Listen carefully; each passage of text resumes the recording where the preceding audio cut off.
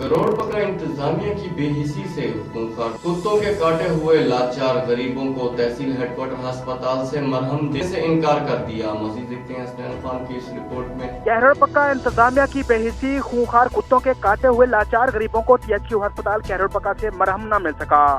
कैरोलपक्का के नवाही इलाके मौजा मोहम्मद सईद के रिहायशी गरीब गुलाम मुस्तफा को आवारा कुत्तों ने काट लिया। वैक्सीन लगवाने के लिए THQ अस्पताल कैरोलपक्का पहुंचे मगर वैक्सीन दस्तयाब नहीं। शहरियों ने बताया कि आवारा कुत्तों के काटने के कई वाकयात रूनुमा हो चुके हैं। जब भी मरीज THQ अस्पताल आते हैं वैक्सीन दस्तयाब नहीं होती। शहरियों का इंतजामिया के खिलाफ एहतजाज। इसी हवाले से जब THQ अस्पताल के MS से हमारी बात हुई तो MS का कहना था कि वैक्सीन खत्म हो चुकी है। डिप्टी कमिश्नर लोधरा को लेटर लिख दिया है। दूर दराज के इलाकों में बुनियादी मरकज़ सेहत में वैक्सीन दस्तयाब नहीं होती। अगर वहां दस्तयाब हो जाए तो THQ अस्पताल में वैक्सीन खत्म नहीं होगी।